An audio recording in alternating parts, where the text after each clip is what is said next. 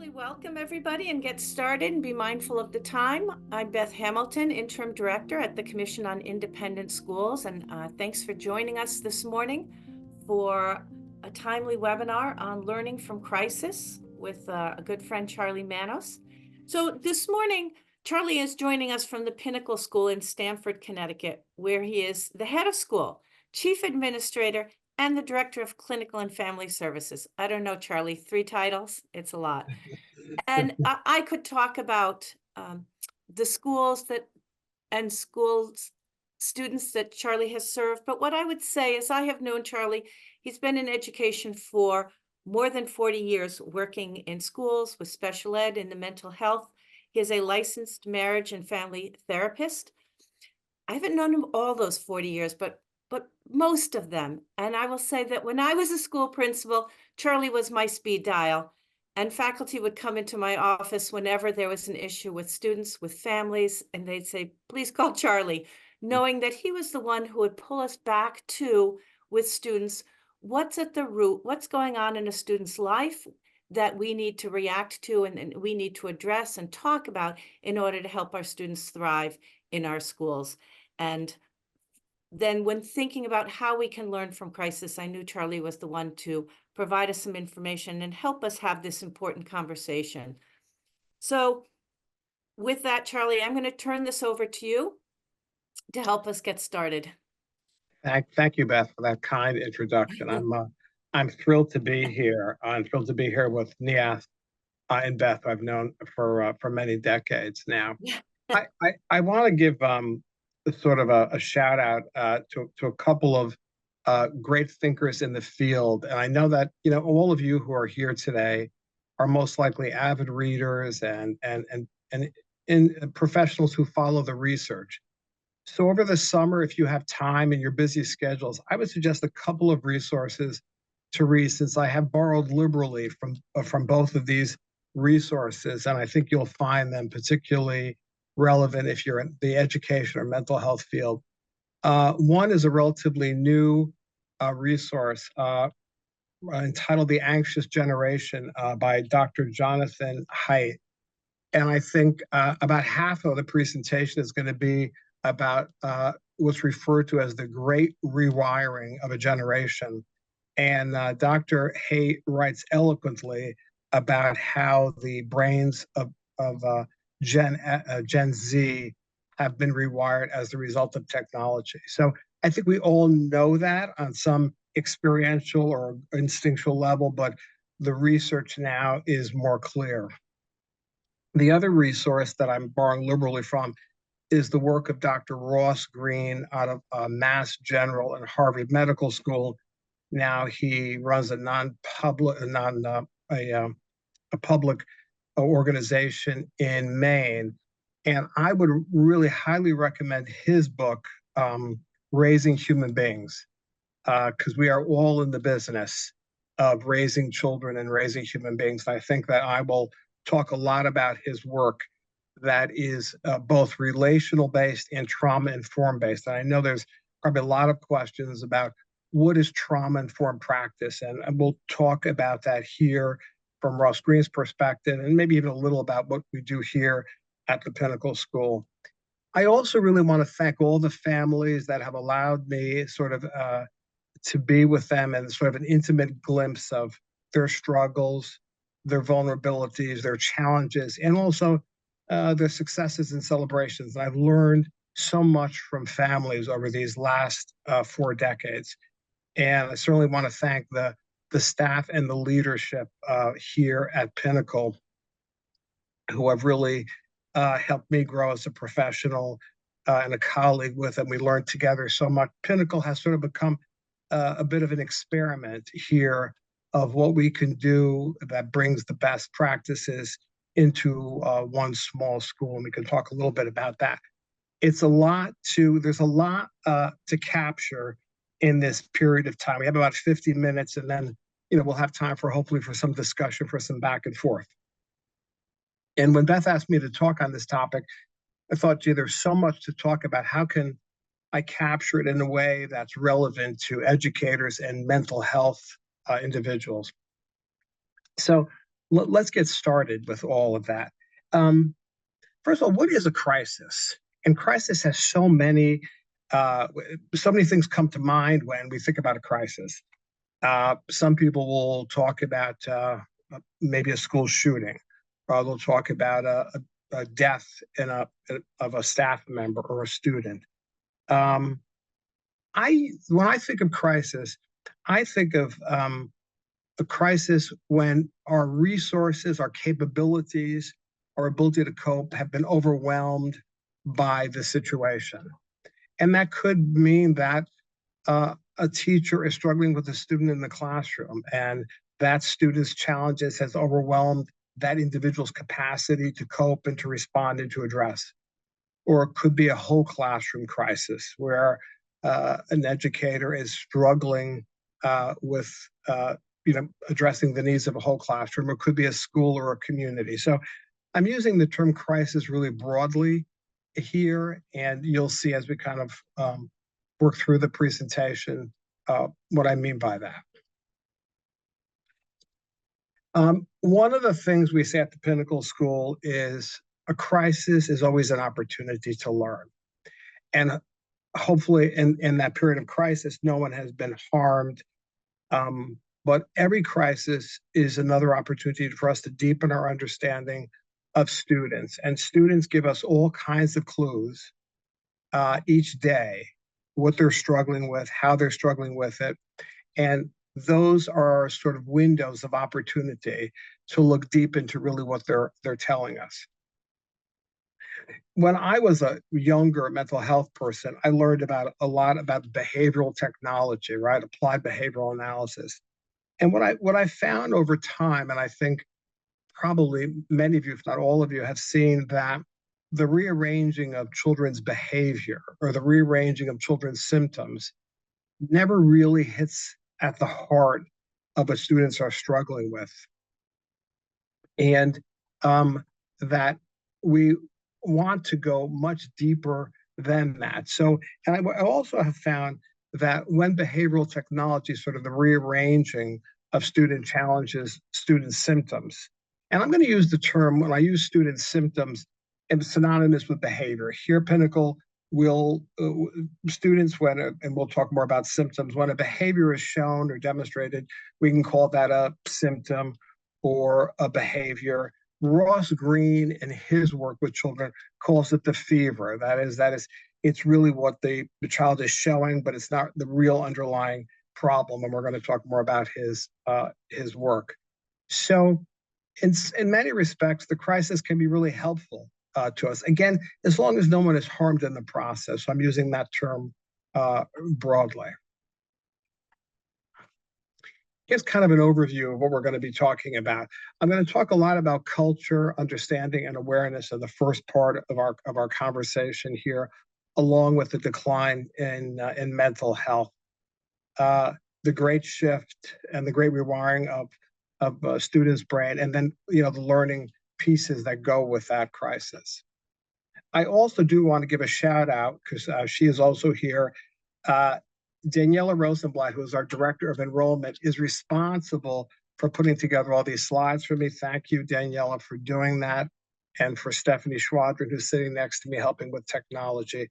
Without people like them, I would not be able to function very well at all.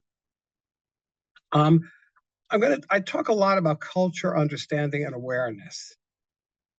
And I think that what I've also have learned that we can't address the challenges and needs of students unless we have a depth of understanding of where these problems arise. So I'm going to talk a little bit about here, and this is a lot of the research that was done by Dr. Jonathan Haidt.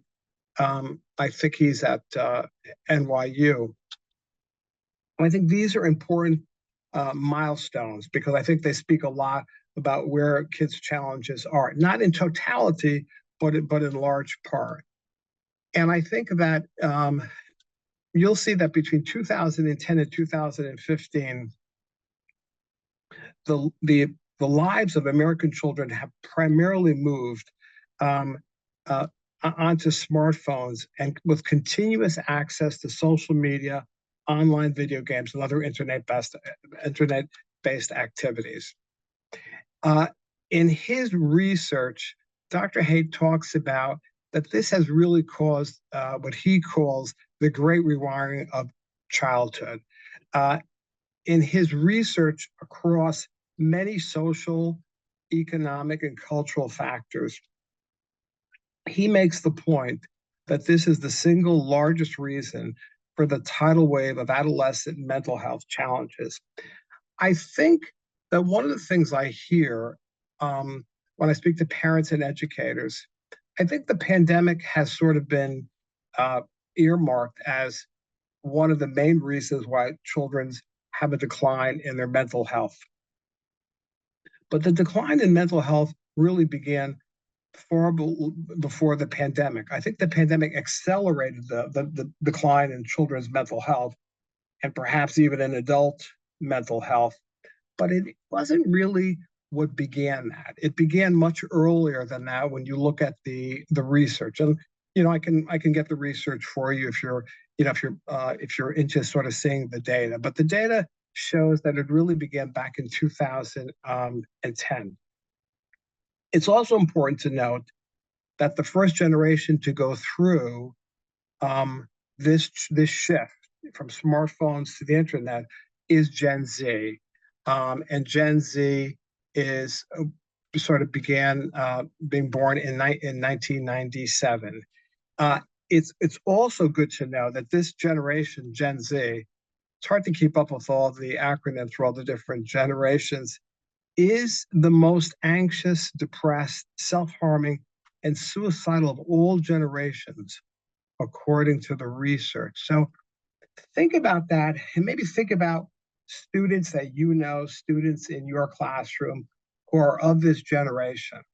And do you say, because this is where I get so much anecdotal data, is from educators and mental health colleagues, do you see more anxiety, more depression, more self-harming and suicidal ideation and behaviors in this generation? And I certainly see it here at Pinnacle School. I certainly see it in my practice as well. An important sort of piece of understanding, because our treatments need to address the causes of that and not just the symptoms, which sometimes we rely too much on symptom relief.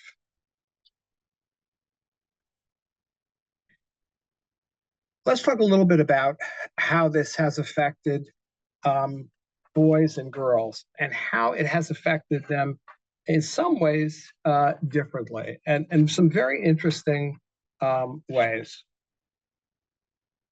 And why the mental health has hit our kids so intensely.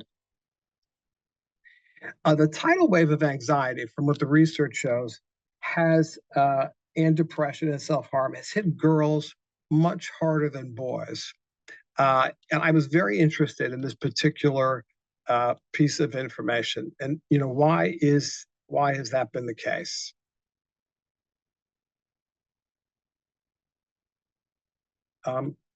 And here are some interesting features that I think we can use to also think about girls and social media. This first bullet point was really startling to me, even though we see the impact on girls. Heavy users of social media are 3 times more likely to be depressed than as non-heavy consumers of social media. That's pretty incredible. And it's incredible because knowing that is a little bit analogous to drinking too much soda, taking too many drugs, drinking alcohol. The more you do of those things, the more destructive it is. And social media is like that. The second interesting feature is visual platforms such as Instagram and TikTok are far more destructive than text-based platforms. And the third interesting feature is girls are more vulnerable to sociogenic illnesses. That is, sociogenic meaning that these are related to social, interpersonal, and cultural influences rather than more biologically based mental health disorders. And we're going to learn a little bit more about this in terms of why that is. Let me stay with that one for a little bit. Um, One of the reasons that, and I think this also can relate to the as part of the development of eating disorders in girls and young women as well. Um, I think that with girls, um, there are some of the issues are related to the comparisons that are being made on those platforms. And we talk all about this um, so much that what we see on social media is often a life of perfection or what the culture sees as perfection, well, how the culture determines what is physically attractive, what are the things that we should buy. These are all cultural norms, right? And they may change over different generations. Girls are much more vulnerable to comparing themselves against these relational cultural norms. And of course, when you compare yourself against things that uh, are seen as perfect, it's very hard to live up to that, resulting in a lot of self-esteem issues that can then evolve into more mental health disorders such as depression, anxiety, and eating disorders. And we'll talk a little bit about how boys are different in that respect.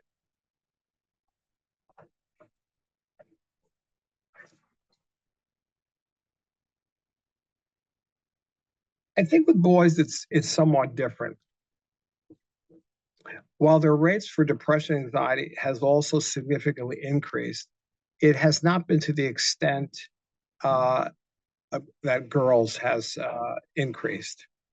Boys primarily are interested in those aspects of technology that involve oftentimes violent or competitively based video games uh, and the use of sort of unfiltered pornography. Uh, and we'll talk about the behavioral manifestations of those as well. And I think that one of the things that parents have shared with me, this is sort of anecdotal information, is that when they have been able to limit or even curtail or not allow their sons, these are usually middle high school age kids, to play these sort of competitive and aggressively based games, they have seen the degree of irritability in their sons and anger um, and uh, and fragmented attention uh, in, improve significantly just by removing that, even sometimes for short periods of time. Um, they see a much more relaxed, less irritable, less angry uh, kid. And I think that this is probably something that I think we're going to do a lot more research on.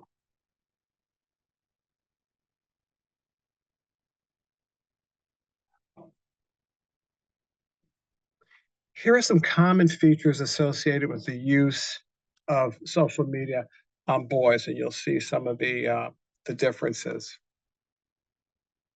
I want to add one sort of anecdote that I hear a lot from parents. I'd be interested whether you hear this as well.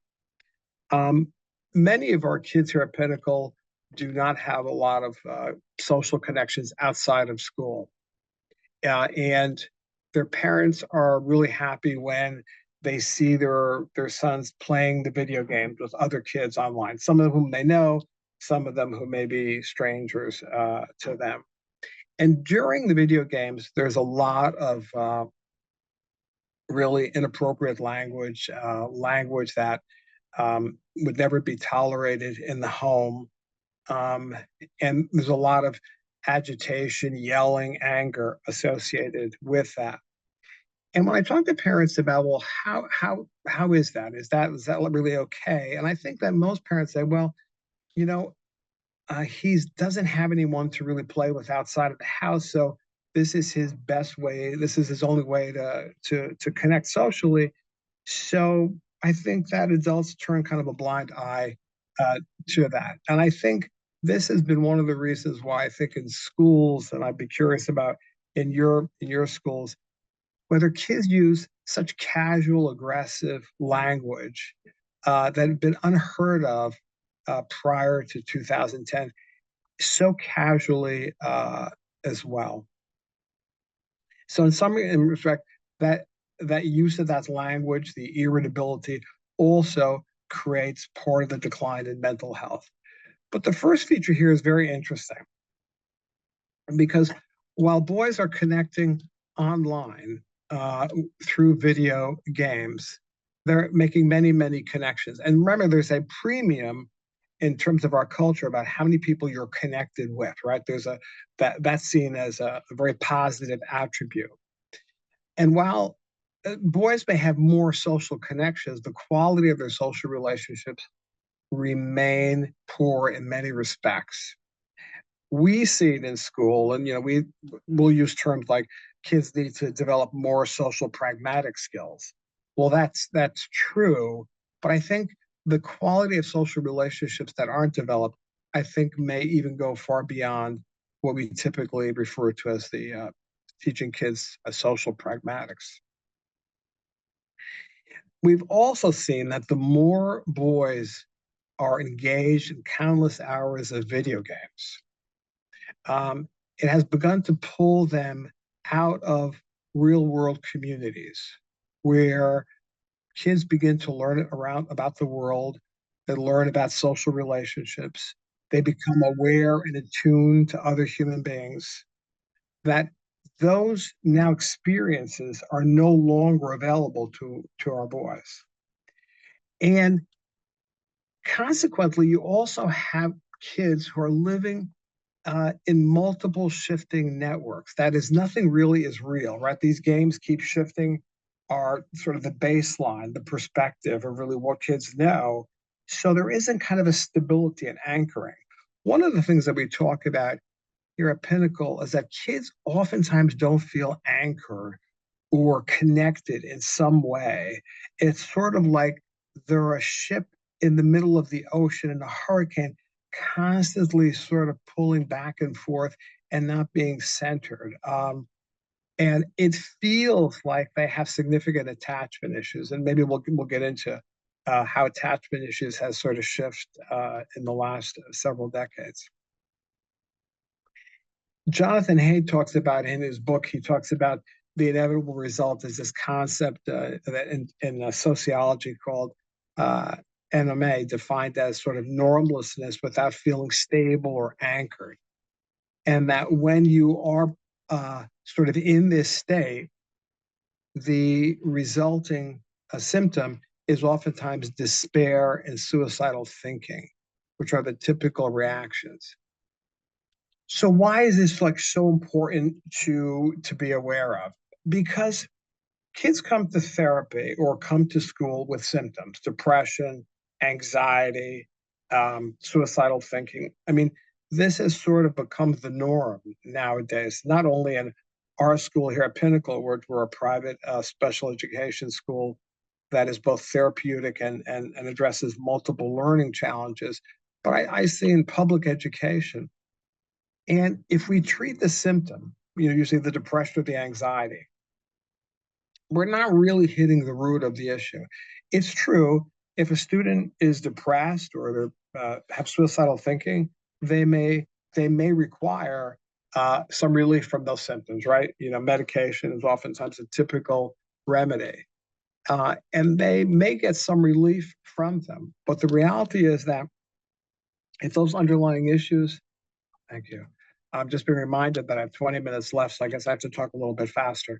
If those underlying issues are not addressed, that is, once the medication is removed, those symptoms will return.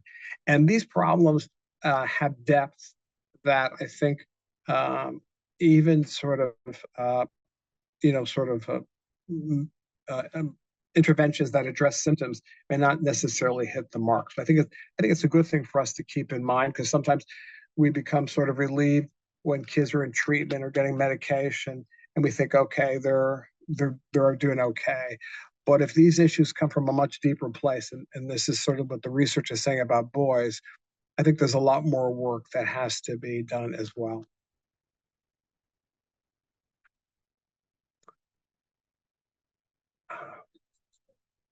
I think that this slide is probably not surprising to you in terms of the suicide rates.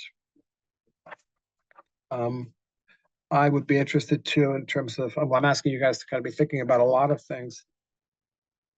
For those of you who are in education for a while, the suicide rates in the US began rising in 2008 for all adolescents and began to spike in 2010. So you could see the connection between smartphones and the decline in mental health in terms of how those smartphones are used.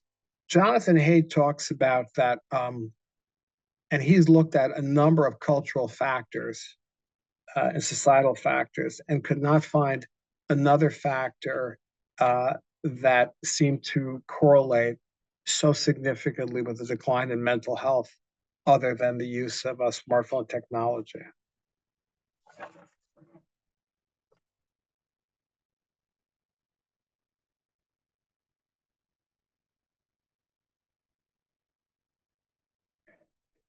This is very interesting. I think those of us who work in private schools know the importance of play, of play that's not necessarily closely supervised, and how we have moved so much from a shift from play. Certainly, when I was a kid, we were out playing in the neighborhood after school and on weekends with very little supervision. The world has really changed. And most of what occupies kids nowadays is more phone-based childhood. So some interesting neurodevelopmental factors that is good for us just to remember that 90% of the brain develops by the age of 5 and then slowly develops after that. And we know that well into the 20s, the brains of young people continue to develop. I think we all know that free play is essential for the development of social skills, conflict resolution, and physical development. And kids are more and more sort of cloistered within buildings, within homes. I think we all know that play is essential for children to learn how to connect, how to synchronize, how to kind of attune with each other and take turns. And this is also a time where children need an enormous amount of adult attunement. Here at Pinnacle, we use this term attunement a lot. And I think it is particularly relevant in the world today where children and teens don't feel anchored. There is next month, we decided we're going to give a talk on who's raising our kids today. And, I think we've all sort of grown up where, the primary family of origin was primarily responsible for raising kids. The extended family played a part in that. School played a part in that. And then, of course, as kids got older, the second family, the adolescent culture played a part in that. Now, probably the most powerful and competitive player in that domain has become social media and the internet in terms of raising kids. And we see that there's a lot of, I'll just give you one anecdote that I just heard recently. One of the students in our school, politics obviously is on a lot of people's mind, was really kind of talking very aggressively about a particular political position that he was articulating. It was creating some conflict as politics tend to do. And his mother and father said, I don't know where he gets these ideas. He said, we're completely at the other end of the political spectrum. And so you would think that 30 years ago, if the kid was saying something that probably was espousing the family's values and the family's beliefs. Well, in this case, the family's beliefs and values were, and that doesn't mean everybody has to be the same, but he was espousing something that were radically different. And in many respects, disturbing to to the family's own values. And that's just one example of many. I want to go back to this concept of adult attunement. I think that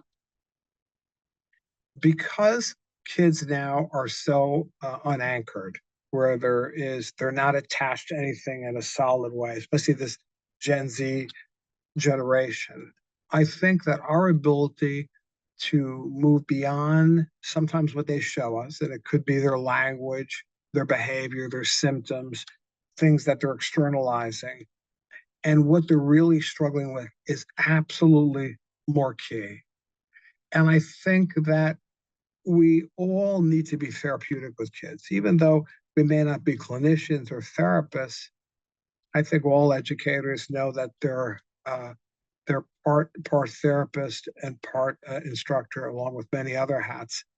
I think that depth of understanding the human condition is what kids really need nowadays to really understand themselves. So I think attunement is more than just paying attention.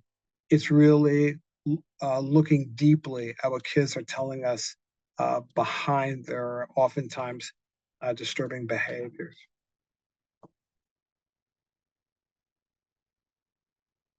So I'm going back. Um, here are some associated factors that are impacting mental health as a result of this great shift, the great rewiring of the human brain. I'm going to mention them. I want to get onto some other issues, but they're pretty big factors. And if you want to read more about them, I would suggest that you read Jonathan Haidt's book. And you could, I'm sure that you see this every day in your classrooms. Social deprivation. I certainly see that, and we see that through the lack of skills in mediating conflicts, in building relationships, in mutual respect, in perspective taking, um, in turn taking, in understanding another person's position. Um, all of these are the outgrowth of social deprivation, right? You begin to sort of see the symptoms. We certainly see, especially with teenagers, the sleep deprivation, kids coming into school enormously tired because they're up endless hours consuming social media. And certainly we know that the byproducts of chronic sleep deprivation are the brain does not have an opportunity to re-nourish itself biochemically. And we can see that anxiety and depression can certainly be the outgrowths of sleep deprivation. Um, the increase in the diagnosis of ADHD is fascinating to me in that oftentimes it is not neurobiologically based. I mean, ADHD is classically a neurobiologically based disorder that has a lot of executive functioning deficits attached to it. But this attention fragmentation is really the result of the shifting images and platforms on technology. But we also see this with, I think, with adults as well. I mean, I think the classic example is how many of us have been out to dinner with our family, and there's a family of four sitting at a table. Everyone is on their device. I'm sure that many of you have referred to addiction associated with the use of iPhones and other technology, and the withdrawal symptoms that occur. One of the things that we have done here, and I think we were slow on the uptake, is the technology was really creating a lot of irritability in our middle school, and we then children were no longer allowed to have phones at all in the middle school. And we thought we'd get a pretty big backlash. The parents were fully on board, and the kids really actually acclimated to it pretty quickly. And we saw such a decrease in irritability and anxiety and conflict as a result of that. But like in all addictions, Jonathan Haidt found in his research that there's initial withdrawal symptoms. The difficulty with maintaining a position around technology with kids is that adults will typically um, sort of give in during the period of withdrawal symptoms, because when children start showing anxiety, irritability, sometimes even threatening suicide, insomnia, and dysphoria, that's the period where adults tend to sort of weaken their resolve because they see their children are in so much pain. But that actually is the time to really stand firmer in your position, and those withdrawal symptoms will eventually dissipate and evaporate over time.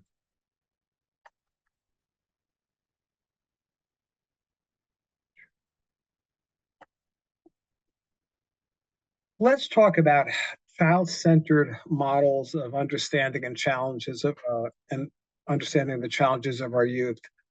Um, there are models of understanding students and addressing their needs that I refer to as child-centered, relationally based, or trauma-informed.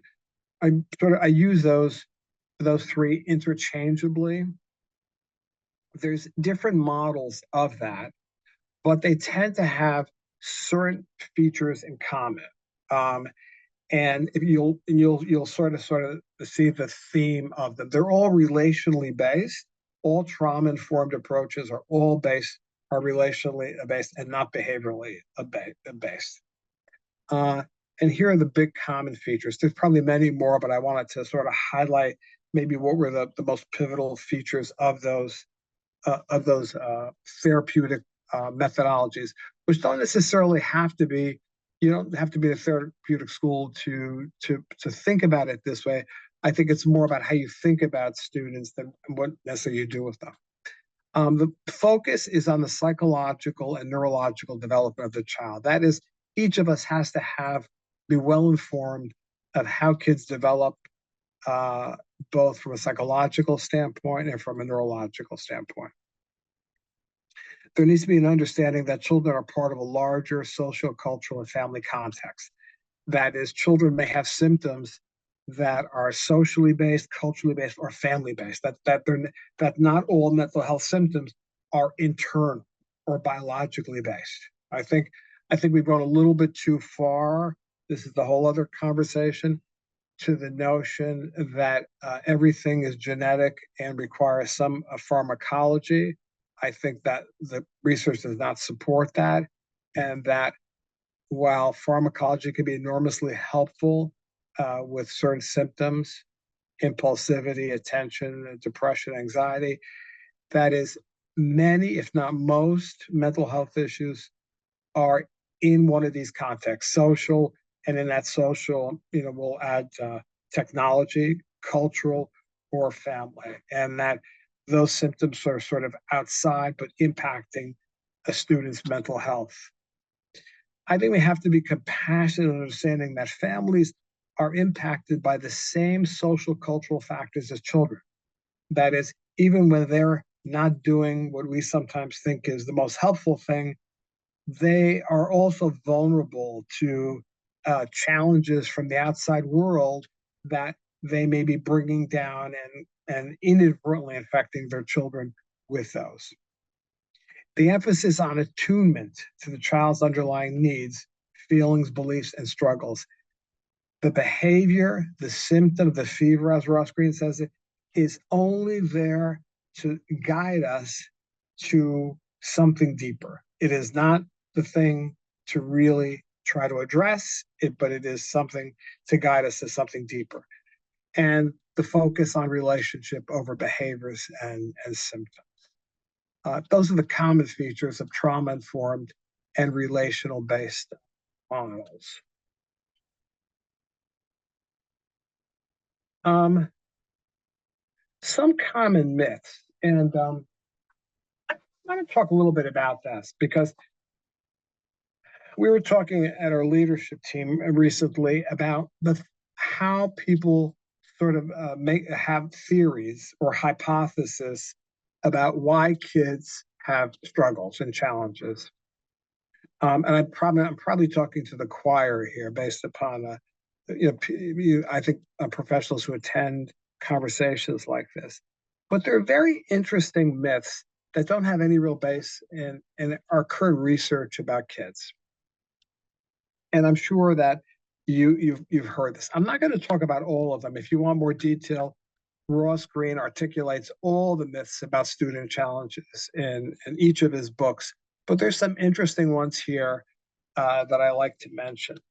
Oftentimes, an adult will say I'll use the word he, but I mean he and she, that his challenge is because he just wants attention. And Ross Greene talks about the fact that we all want attention, that, that part of the human condition is that we want some attention. And people who are competent tend to be able to get attention in productive ways. Like today, I'm giving this talk, which means I'm getting some attention, and I've learned how to be a competent attention seeker. The kids who get attention are not really looking for attention because Ross Greene calls them incompetent attention seekers. They don't know how to get attention in a way that's competent. So that really doesn't explain what their underlying challenges are about. The second term, we've tried to eliminate this term at Pinnacle, but I think that we're close to it, but we still use this term manipulation. He is manipulating us. Well, Ross Greene debunks this myth as well.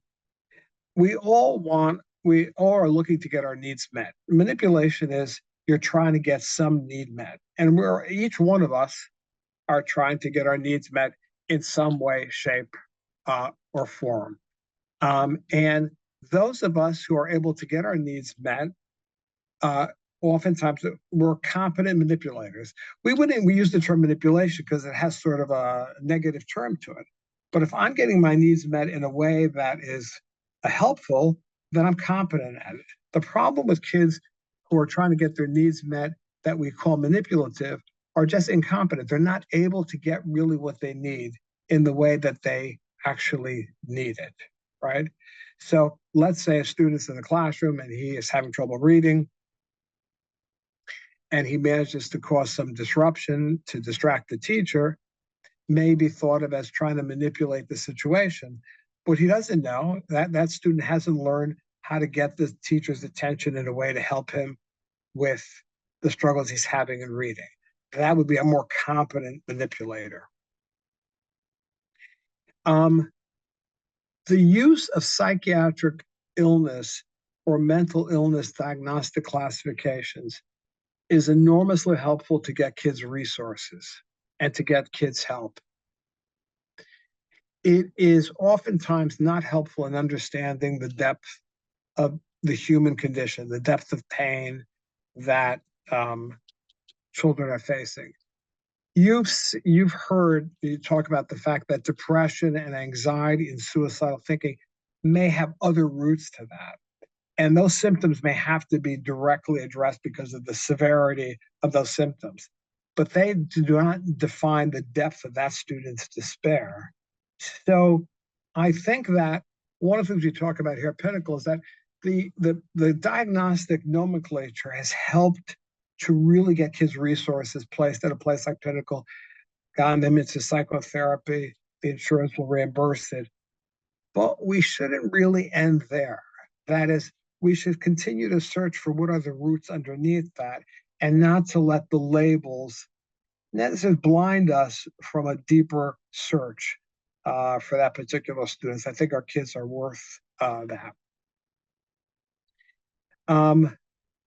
Learned helplessness is an interesting way to explain kids, but it doesn't explain the problem. It merely explains that when you've had a lot of failures in life, or where you have been victimized by other circumstances, being helpless is the natural outcome of that. That's not the problem. That's merely the symptom of a long trajectory of failures and bad experiences and being let down. So to call someone that is sort of like saying, I just got run over by the car, so I shouldn't be complaining about my leg is broken. We should be mindful of what the end result of something is, and not necessarily that's the problem. All of these myths you'll see, and many more that Ross Greene delineates in his book, are about things that are more the outcomes rather than the problem.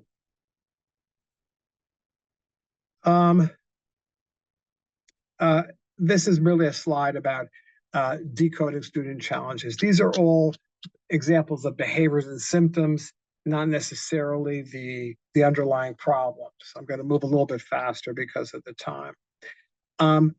And these are examples of problems yet to be solved as opposed to symptoms, right? This is not an exhausting list.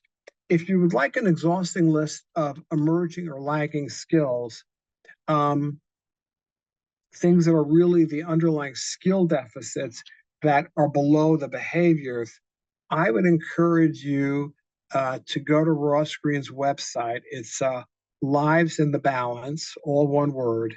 And he has a wonderful website.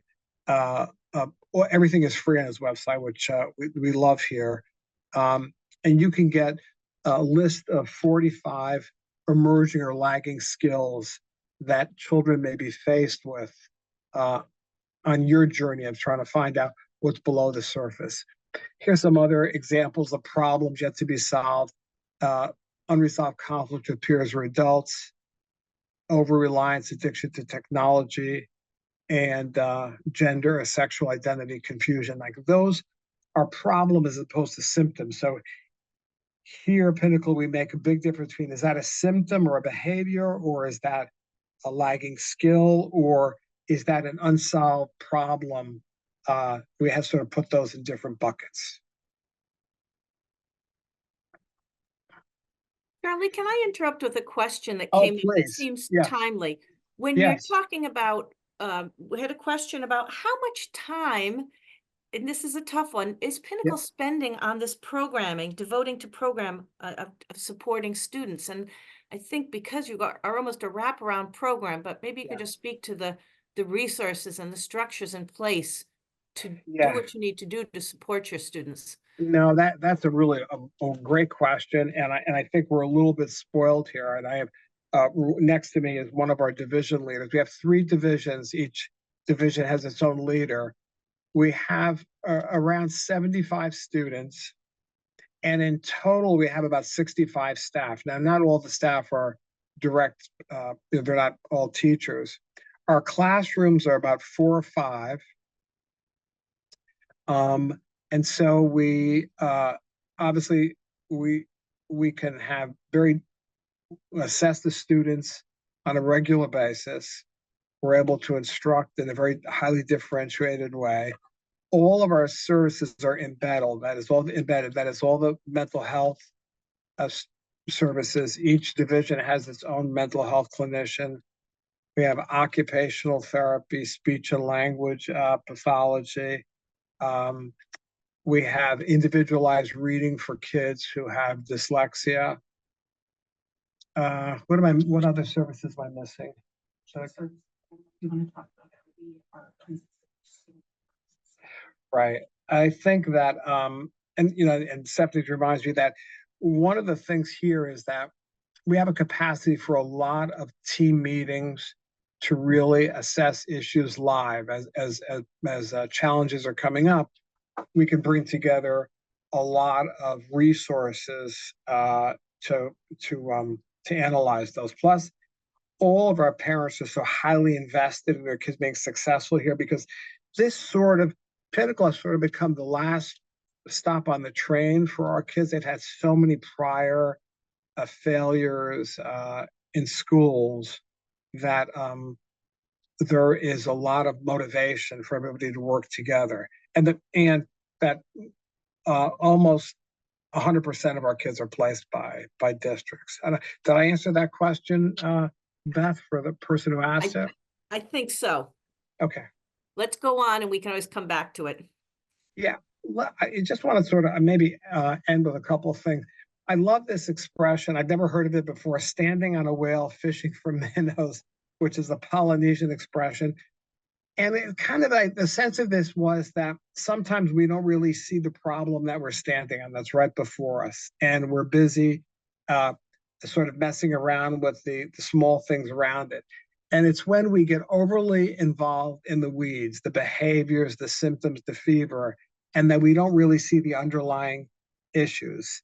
And we get frustrated. And then when we still get frustrated, we sometimes then begin to pathologize the kids in ways that we can't help them. So I think this expression helps me sort of see is what are we missing, as opposed to when we can't solve a problem. I think that's the question we ask each other is there must be something we're missing from an academic or mental health standpoint that we're not able to see, which is why we're not really helping this student make progress.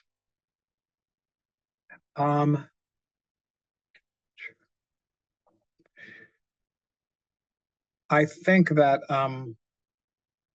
probably the big takeaway points I think are in this last slide here. I think we're talking more and more, and I think I spoke as some area psychologists down here in the Fairfield County area, and we're talking more about restricting access to phones and any technology during the school day. It's not the cure, but I think it's a beginning to really help to limit access to technology within school. I see it working here, but we're a very small school. Sort of having kids have much more access to play and recess. I think most importantly is deepening our awareness to underlying causes and not being so quick to try to rearrange the proverbial symptoms, sort of the deck chairs on the Titanic. I think that that's really important. Taking our time, slowing down the process, slowing down the conversation, and make sure that our solutions address both the symptom behaviors, but also the underlying sociocultural and learning problems. So that's a lot. I'm going to stop here and just kind of take some questions. We have just a few minutes left, but I'd love to hear your thoughts, your questions, your ideas. Great. So Charlie, one question that came in ahead of time, and I think you may have provided some resources, but the question was about specific forms for trauma-informed care, specific approaches. You've given us a couple resources. Are there any others? We are putting the resources into the chat. So the books you've mentioned so far, though, the website Lives in the Balance, we've got the link in the chat. Anything else you'd like us to add to the chat as a resource? I think that if you implemented, Ross Green's collaborative and proactive solutions, I think that, well, when he developed it, it was not to be a trauma-informed approach, but it has become a trauma-informed approach because the students that he's become more successful with are primarily kids who've had trauma. So it's sort of, it wasn't started that way, but I would say that it really is one model that I think can really help in environments where kids are traumatized. So I'd probably look at that as number one. Thanks. Then there was a question about how can parents realize if they are being present enough for their kids if the signs aren't clear? I love this question because the one thing about kids is they don't give up showing their symptoms. That is, then the question that becomes is how do we pay attention to the symptoms, right? I think that if kids keep showing the same thing over and over again, and you're triggered, bothered by it, irritated by it, frustrated by it, then you know they're trying to tell you something and you have not gotten the message. And it's a little bit like sometimes we're slow learners. And I say that sometimes we're here in school, sometimes we'll finally get it. And then we'll say, oh my God, how come we were so slow to see that? Like once you see it, you can't unsee it. And you will say, how did I miss that so long? Now, nobody should feel shame or bad about themselves. I don't think that's really helpful. And I think we've kind of developed a culture here where we could sort of say, oh my God, I can't believe I missed that. It was right before my eyes. So if you're feeling some irritation, some frustration, even some anger towards kids' behavior, then you know they're trying to tell you something. The question is, what is it that they're trying to tell me? And how does that particular symptom necessarily inform where I might have to look? Thanks, Charlie. And I don't know, this question could open up a huge can of worms, but Yeah. thinking about the era of AI, when we're talking about Mm. phones and technology, any thoughts on that? Um, yeah, this is sort of, and probably not necessarily my area of expertise, but I think that I do think, like anything, just like smartphones have become a major problem, I think we have to look at how we're using AI.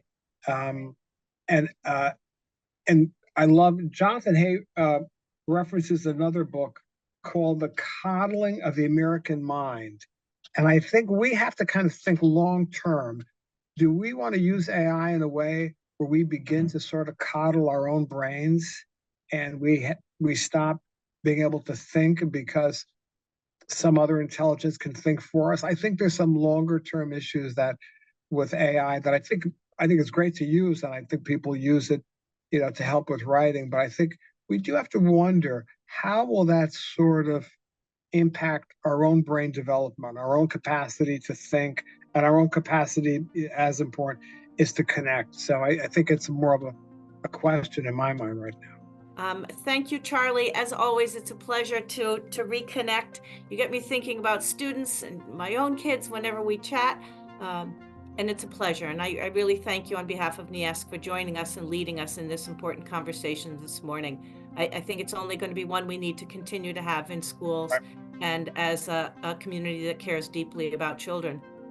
Thank you, Beth. This was a great opportunity. I appreciate the opportunity to share some ideas with you. And as always, great to be with you, Beth.